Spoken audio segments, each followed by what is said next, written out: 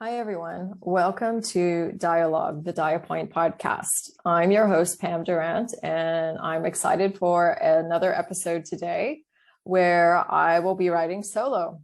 So today I'm going to answer some of the most common or most frequently asked questions about diabetes that I get asked or that I see people asking. First and foremost, one of those is, what is diabetes and how can I be tested for it? How do I know if I have diabetes? So if you've been listening, or if you're familiar with diabetes, you know that it's a condition where your blood sugar or your blood glucose rises to what's considered an unhealthy level.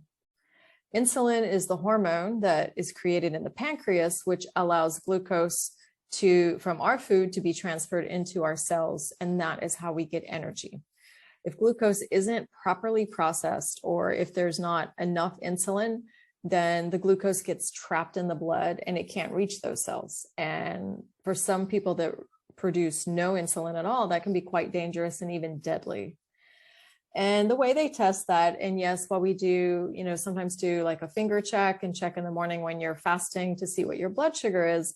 The best way to check is by getting your hemoglobin A1C checked. The A1C, it reflects your average blood sugar level for about 2 to 3 months. And it actually measures what percent of hemoglobin proteins are in your blood are coated with sugar. Because the more sugar you have, then the higher it is. So the lower your hemoglobin number is, the better. I actually experienced this recently. I went for a checkup a few weeks ago. I think I may have talked a little bit about this in a previous episode. But what happened was, back in February, I ran the RAC half marathon in Ras Al Khaimah here. And throughout my training, I noticed I'd been needing to pee or go to the bathroom more, to the point where I'd have to, in my route plan, run back home, stop, go to the bathroom and go out and run again. And sorry if it's too much information, but going to the toilet a lot is one of the first signs of diabetes, or sometimes having an unquenchable thirst, feeling more thirsty than normal. And I'd been drinking a lot of water, but of course it's hard to know, because when you run or you're doing sports, you want to drink more water. So one night, as I was sitting outside, and I thought to myself, for that day, I felt like I went to the toilet so much. So I went, got my son's glucose meter, and I checked my blood sugar, and it was high. It was around 160 or something. Then I started to get worried. Now, forget the fact that I know that I should wait till at least maybe 2 hours after I eat something. And that was in the evening, and I had some dragon fruit and some other stuff that could have possibly made it high. I didn't check in the morning when I was fasting, but it got me super worried.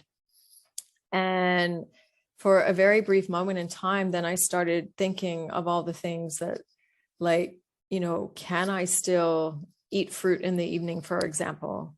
Or I thought about all the people that I know that have diabetes and how they so cautiously count the carbohydrates to match the insulin to the number of carbs that they have.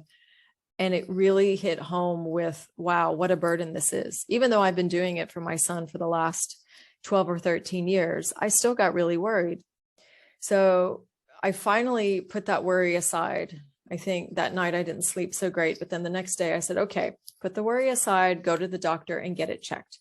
Because sometimes I hear people, they say, oh, but what if I do have it? But if you do have it, then you'll want to know so that you can manage it.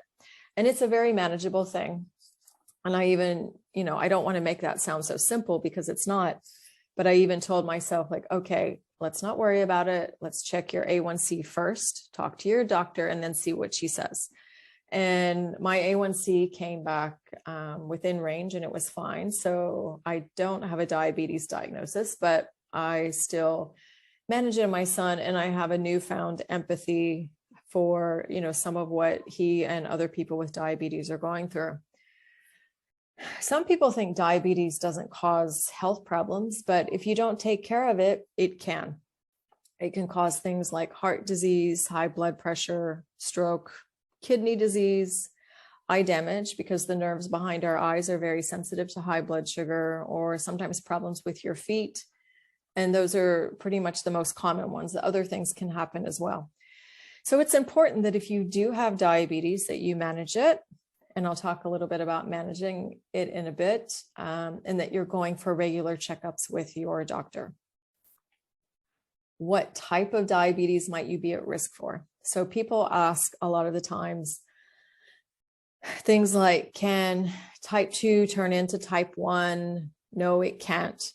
And, how does it happen? Did your son get type 1 because you ate bad when you were pregnant? No, that's not the case. So there's a lot of misconceptions around what diabetes is, the different types, and why it happens. And in some cases, for some of them, we still really don't know. Like, it's still a mystery why my son got type 1 diabetes, because we don't have it in our family. Type 2 is the most common type of diabetes. That's around 98% of all people with diabetes. And they're just like anyone else, they have challenges to produce insulin. So, and how much insulin they're producing, that will vary across different people with type 2. Your studies show that you're usually at risk for type 2 if you have a family history of it, or if you're maybe older, 45 and older is what the statistics say, but it can happen at any age, really. And why is it happening when we're older? Because our bodies sometimes get tired, especially if we abused our bodies by eating too much processed food or other things when we were younger. Then as we age, that can take its toll over time and cause us to have insulin resistance, or maybe not produce enough. If we're overweight, that's a risk, but that's not exclusively always the case. There are some people that are classified as medically overweight, but they don't have diabetes.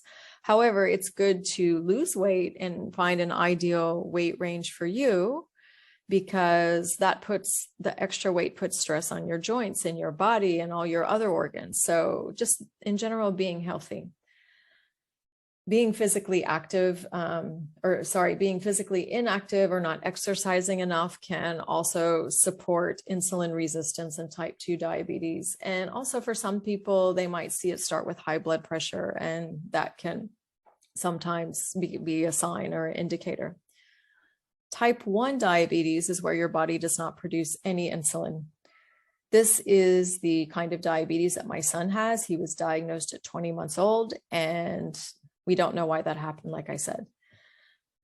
Sometimes if you have a family history of it, you may have a higher chance of getting diabetes, but that's not always the case. You'll often read that it happens to children, but more and more adults are getting type 1 diabetes, and the medical world is not exactly sure why that's happening. Sometimes you'll see things like geography. It occurs more in certain countries, or it occurs more in populations living further from the equator. We live fairly close to the equator, and I'm here to tell you that I don't know if that's even really a myth or possible anymore, that, if science hasn't proved that to be a myth. It's happening, and there's not really anything we can do to control why it happens or when it happens, or to even avoid it. So it's really hard, because for me, a lot of parents always ask me, like, how could I have avoided this? What could I have done? What could I do differently? And I asked myself that question a lot for the first year or so after my son's diagnosis. I replayed every single thing that I fed him, every single thing that I did, every single medication that he took. Was it something that I did that caused it? But it wasn't. And it's very hard and challenging to see moms go through that, because everyone does, no matter what it is. When something happens with your kids, of course, the first thing is like, oh, could I have avoided this, or could I have helped him avoid it? And the answer is no, you can't. But once you accept it and then learn how to live with it, then you can really support them to grow and thrive.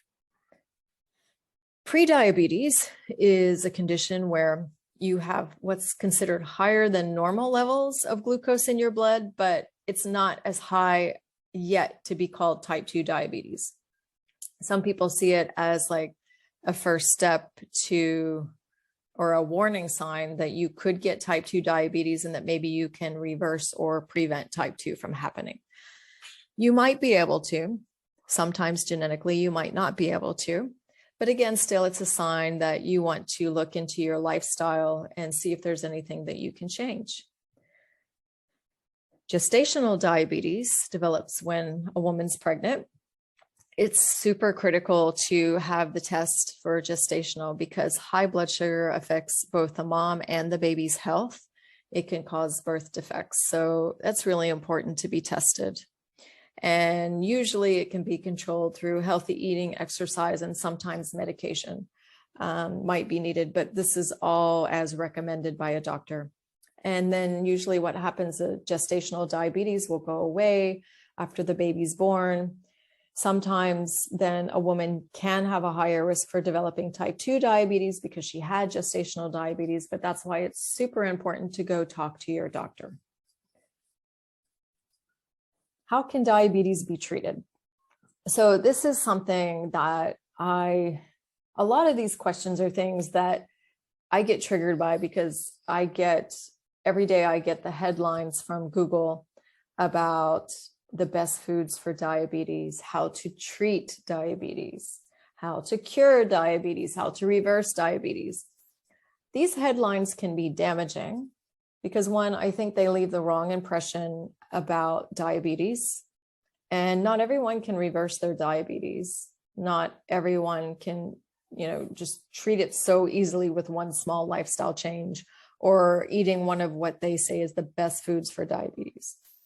So yes, eating well, exercising, taking medication if it's prescribed to you by a qualified doctor, and all of these other healthy lifestyle changes are critical to managing and treating diabetes. But what those headlines should be saying is, what are the best foods for people to eat? What is the best, maybe exercise? The best exercise is one that you enjoy, but what are the best foods for people to eat? Not what are the best foods for people with diabetes to eat. Somewhere along the way, the media or general public started thinking that, oh, if you have diabetes, then you need to have a super restricted diet and everyone else can just continue eating badly. And I'm here to tell you that's not really good. If you don't have diabetes and you're eating badly, you can end up with another condition or some other problems, other health issues, or even decrease your lifespan. All of us should be eating healthy, whole, plant-based as much as possible, healthy food, and avoid processed food and all of these other things. And, I say everything in moderation. So it's okay maybe to have the one-off, but it's not something that you want to do every day. We just all need to be eating healthy and well, and we need to teach future generations about this as well.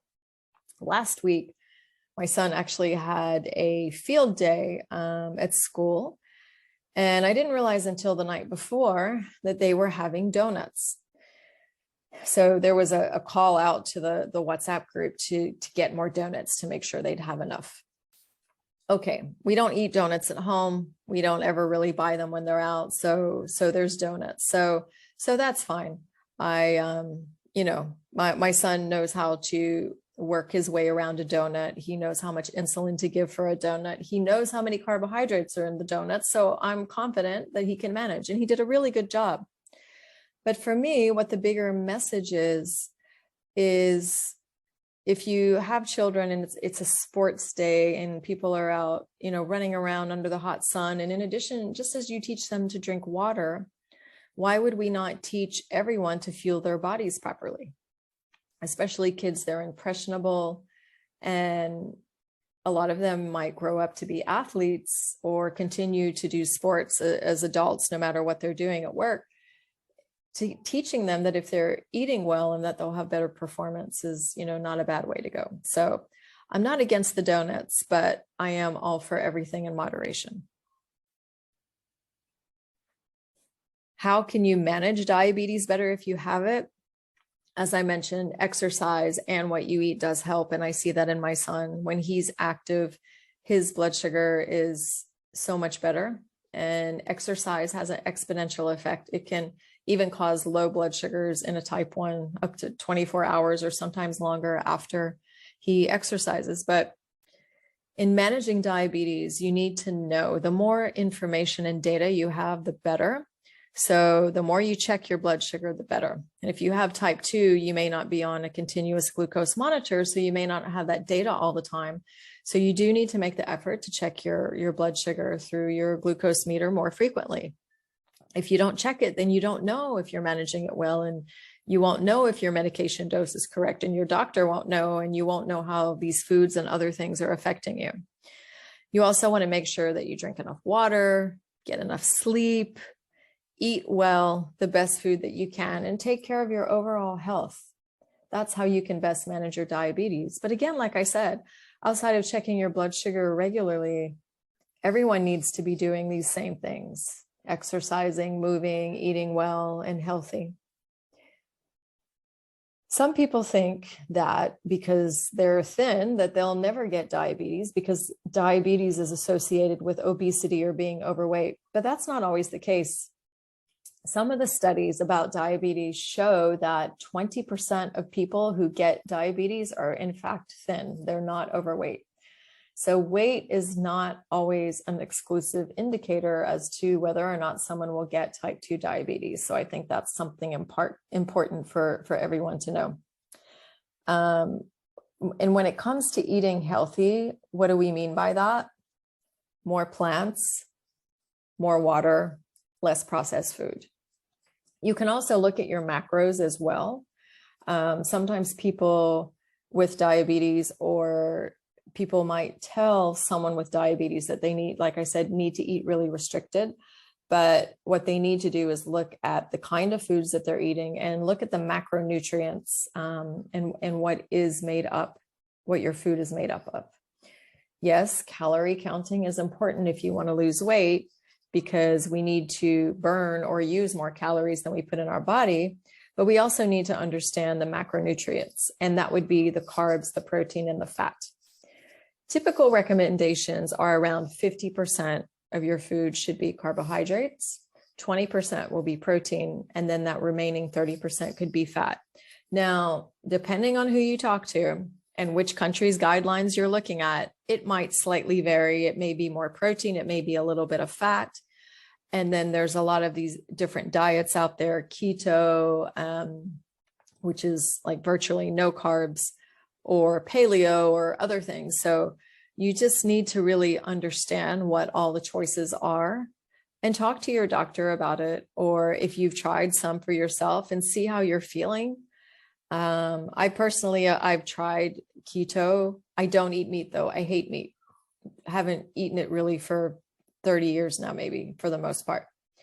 So keto is very heavily meat-based. You can do, I guess, vegetarian keto, but I think then you just end up eating a lot of avocados. I'm sure there's a few other things that you can eat. But you also want to stay up to date with the latest research on health and nutrition, because some of the research that's out there is now suggesting and concluding that keto is actually really not good for our cholesterol and heart disease and other things. While people might be getting good effects with their physical appearance, but what's happening inside, some people are saying, and I say people, but some experts are saying this may not be the best way to go. So you really want to make sure that you're able to follow up on the diet, and I don't like the word diet, but on the way that you choose to eat, to make sure that it's the right way for you. One of the podcasts that I listen to and follow a lot, actually, Rich Roll, he made a comment the other day and said, so many people get really wrapped up in the way that they eat to the point that it becomes their identity, whether that is a certain diet or lifestyle. And that's okay to be really passionate about it. But just do know that what works for one person may not work for you, and vice versa. So before, if you found a way of eating that works really great for you and you want to tell the world about it, that's great. But there may be some restrictions that other people have, that they can't follow that particular diet, and that is okay. And that's one of the, beautiful things in the world. Just as cultures and people are all very different, the way that people eat and what they should eat for their personal body might be different too. So just something to keep in mind. And as I mentioned, diabetes is all day, every day. So I just want to leave you with some thoughts about that. It's not easy. It's challenging. And even still, as I sit here in my office and I record this, my son is having his first day of spring break, and I haven't checked in on him since morning. So I'm not really sure what his blood sugar is at the moment, but I'm wondering like constantly what it is. It's constantly in the back of my mind. And it's kind of frustrating too, because sometimes every time I see him, I don't make it the first thing I ask him about, but I do ask him like, hey, how's your blood sugar? And sometimes if he doesn't want to tell me, he'll say like, it's happy, or, something like that. And then I let it go. I ask less frequently now because he is older, he can take care of it, but it demands your attention. So if you do have a diabetes diagnosis, please always check in with it. Surround yourself with experts, get support. If you need coaching help, we're here for you. Diapoint works with expert coaches. These are people that are experienced in nutrition. Many of our coaches have been affected by diabetes, either personally or someone in their family or multiple family members have diabetes. It's really critical for us that we are supportive and empathetic to people with diabetes, and our team is very dedicated to understanding that. And that was one of the things that I had in mind when I started Diapoint, which I never intended to necessarily have a company where I was so fortunate to support people with diabetes. I actually started blogging shortly after my son's diagnosis, because I thought if my experience as a parent of a child with type 1 can help another parent, then that's great. And over time, it just kind of evolved. And I thought maybe I can try to help more people. And that's what we're trying to do at Diapoint and what we're continuously building every day. So stay tuned, because we have many exciting things that will be coming out this year that we'll be launching very soon. I think I can say now, in a few weeks' time, our online shop is going to be in Arabic language, which I can't wait. So that means we can reach more people, help more people, and just offer more support here in the region where we work. If you have any questions at any time, please don't hesitate to reach out to us at info@diapointme.com. And also, if I can ask you a favor, if you like the podcast and enjoyed listening to it, if you can please go over to Apple Podcasts, and if you leave us a 5-star rating or your positive feedback, that will be so helpful. The algorithms of podcast programs really need that to happen so that more people can find us, learn about diabetes, learn about their health and wellness. And it allows us to do so much more. So thank you so much for joining me for this brief solo episode where I talked a little bit more about diabetes, and I look forward to seeing you back next week. Thank you.